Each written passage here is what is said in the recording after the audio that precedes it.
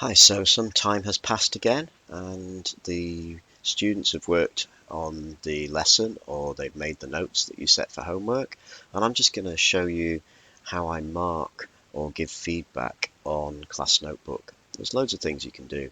I'm going to jump to some pages I've copied in here from other classes, from real students' work, but the names are not on the work, so I can show you a year 10 piece of work.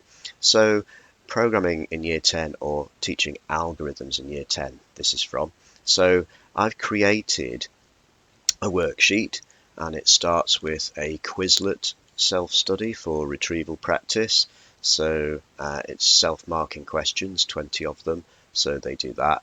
And then there's a link to the textbook. So if they click that link, they get the PDF textbook popping open and they can read today's section. And then here's an activity.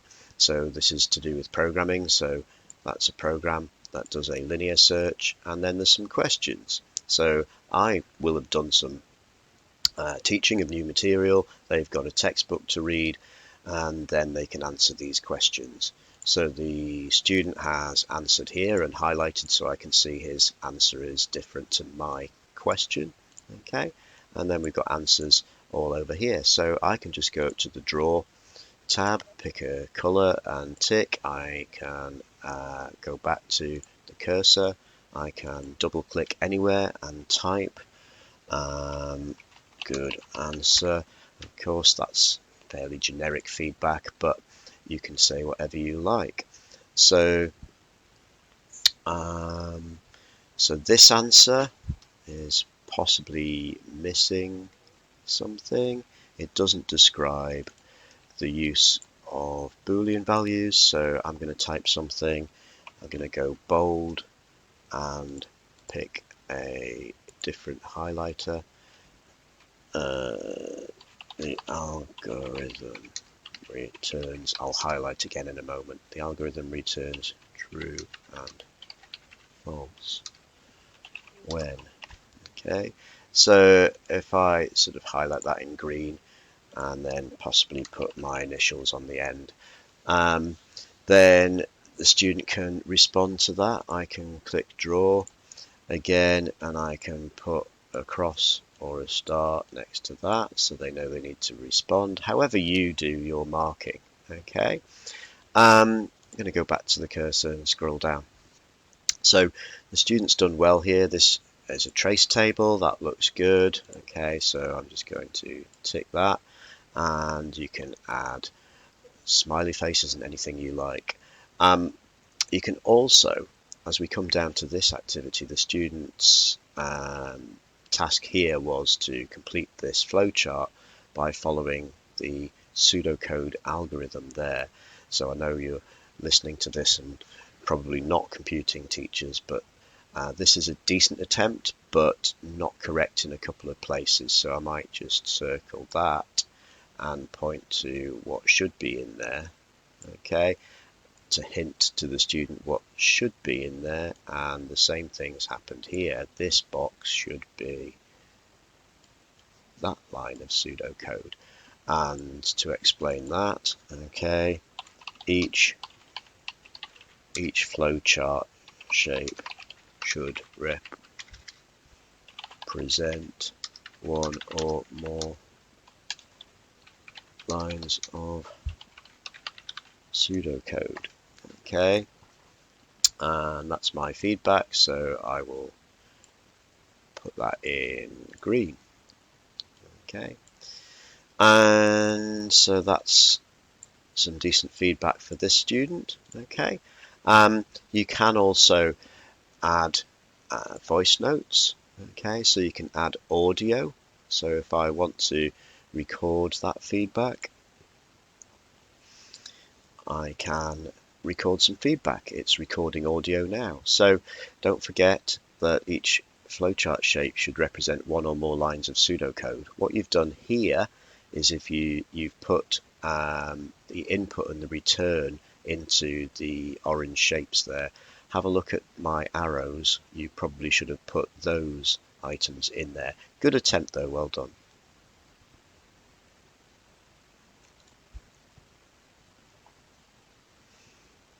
Okay, so stop the audio recording there, and I've saved that. This is a copy of the page, so the student isn't going to see this, but however you want to give feedback, you've got loads and loads of options there. I'm going to jump to A-level notes. So at A-level and also at Key Stage 4, once the classes have settled in, I do introduce Cornell note-taking, and so I tend to distribute a blank template with this table in, which is great for Cornell notes, and the standard header, a link to a video I want them to watch, and a link to a video on how to make Cornell notes if they need to remind themselves, and instructions on what to do. So here is one student's notes on an A-level computer science topic called scheduling, to do with operating systems. And so we've got keywords and definitions. We've got the main notes down here. If you're familiar with Cornell notes, these should be notes on the lecture or the video, and then cues down here, they're the key words and so on, and key terms. And I always ask the students to write one or more questions that they can ask themselves when they come back and do this again and do some revision. But I note this student hasn't followed the instructions and has not given me a summary of the topic, and many more than 2 weeks have passed, so these two sections are empty. So I could just go to the draw section and pick a highlighter and maybe go orange and just highlight that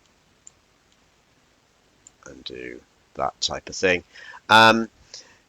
They get the point. They can delete that highlight when they finished. So I've also got this, and it's a simple way of giving feedback on whether any work needs doing. I'll just move this yellow highlighter up to needs work. So that student will know that they need to do some more work. They haven't done the summary of the topic. It's also missing a diagram, and I might actually say that over here. So I'm just going to double click on the edge there and include diagram to aid recall. Diagrams help you remember the topic, and scheduling algorithms really do benefit from a diagram or two. Okay, so that's my feedback in 2 places. I would probably use the same color if I was doing this again. I'm going to look at same class and different homework, a different student, and this is a more high quality response. So brilliant. We've got more content, and we've got a diagram to help explain the process ready queue and how scheduling works in a computer. Okay, and we've actually got 3 whole revision questions written about the topic, and we have a summary. So this is a much better response. This student does need to do the 2 weeks later answer your questions. So 2 weeks later, after they've taken the notes, they should be going back and answering the questions they set themselves. This is all research informed note taking and studying skills from Cornell University. So this is a good response, so I'm going to just move that up to high quality, but I'm just going to put a note here. Just going to go into draw and highlight that section. Okay, if I was doing this for real, I'd probably be a little less messy, but that's possibly all the feedback you need to do. It prompts the student what to do with that response.